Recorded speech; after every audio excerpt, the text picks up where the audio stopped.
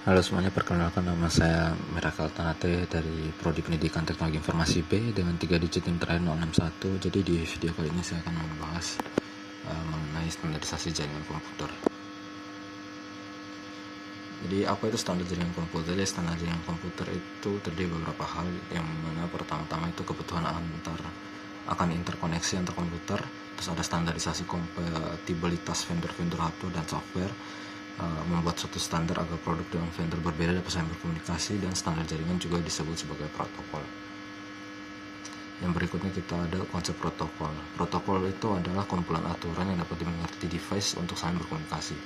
Masing-masing protokol mempunyai konsep yang berbeda berkaitan dengan media maupun servis yang digunakan dalam komunikasi jaringan. Untuk contoh protokolnya itu kita punya seperti TCP atau IP, yaitu Transmission Control Protocol atau Internet Protocol, di mana merupakan protokol yang umum yang digunakan dalam komunikasi pada internet. Kita juga punya IPX atau SPX untuk novel dan NetBEUI untuk Microsoft. Berikutnya ada model OSI atau model OSI, yaitu model atau acuan arsitektural utama untuk network yang mendeskripsikan bagaimana data dan informasi network dikomunikasikan dari sebuah aplikasi komputer ke aplikasi komputer lain melalui sebuah media transmisi, untuk mempermudah pengertian penggunaan desain, pengelolaan data, dan keragaman standar vendor. Yang berikutnya kita punya manfaat OSI, yaitu membuat peralatan vendor yang berbeda dapat saling bekerja sama. Setelah itu ada juga membuat standarisasi yang dapat dipakai oleh vendor untuk mengurangi kerumitan perancangan. Ada juga standarisasi interface. Setelah itu kita juga punya modular engineering. Terus ada kerjasama dan komunikasi teknologi yang berbeda, dan juga memudahkan pelatihan network. Jadi untuk gambar model OSI itu konsep layering OSI atau Open System Interconnected itu seperti ini. Ada 7 layer yang terdiri dari physical, data link, network, transport, session, presentation, dan application. Di pertama dimulai dari physical layer, yaitu perangkat yang berhubungan dengan hub dan repeater, mengalami pengiriman bit-bit data melalui saluran komunikasi, menentukan berapa volt untuk bit 1 dan 0, lalu ada menentukan jumlah pin yang digunakan oleh network konektor dalam fungsi dari setiap pin.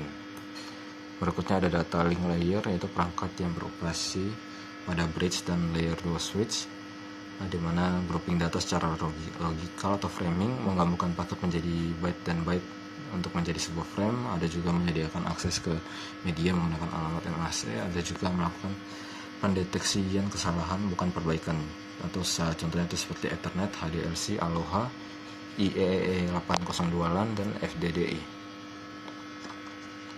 Dan berikutnya kita punya network layer, yaitu perangkat yang beroperasi yaitu router dan layer ketiga atau switch, menyediakan pengamatan secara logikal. Routingnya itu menentukan jalur pengiriman dari sumber ke tujuan.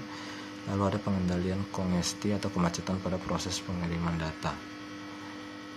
Ada juga mempertahankan QoS, yaitu delay, transit, time, jitter, dan lain-lain. Berikutnya kita punya transport layer, yaitu segmentation, di mana menerima data dari layer di atasnya untuk membaca data menjadi unit-unit yang lebih kecil. Yaitu seperti flow control. Ada juga error control, di mana melakukan perbaikan kesalahan. Berikutnya kita punya session layer, yaitu dialog control, yang memantau giliran pengiriman, menjaga agar data dari masing-masing aplikasi itu tetap terpisah. Terus juga meng-establish atau manage dan menghentikan sesi antar aplikasi. Ada juga sinkronisasi, di mana mereka itu menandai bagian data yang belum terkirim sesaat crash pengiriman terjadi, sehingga pengiriman bisa dilanjutkan tepat ke bagian tersebut. Berikutnya kita punya presentation layer, di mana di sini tuh ada bagaimana data dipresentasikan, seperti type data, inskripsi, visual, image, dan lain-lain. Contohnya itu seperti JPG, GIF, ASCII, atau ABCDC.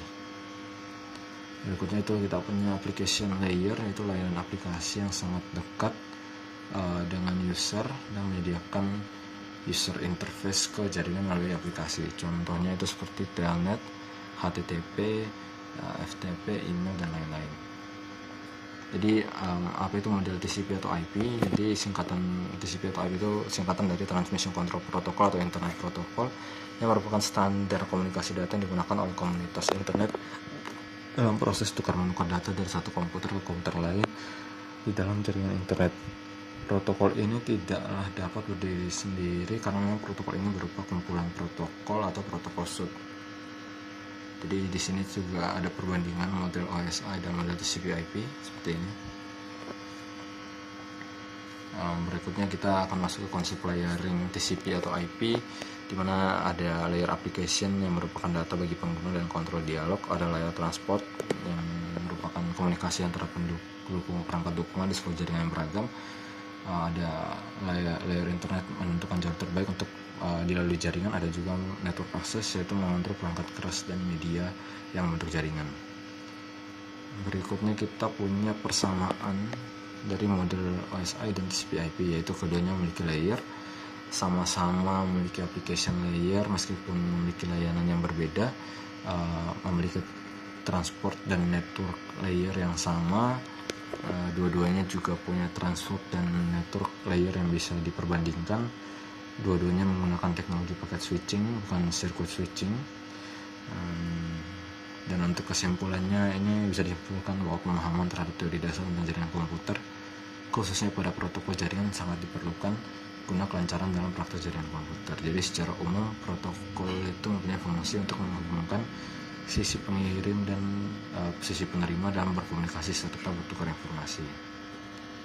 Ya, mungkin itu saja dari saya. Mohon maaf jika ada salah kata dan kesalahan pada slide-nya.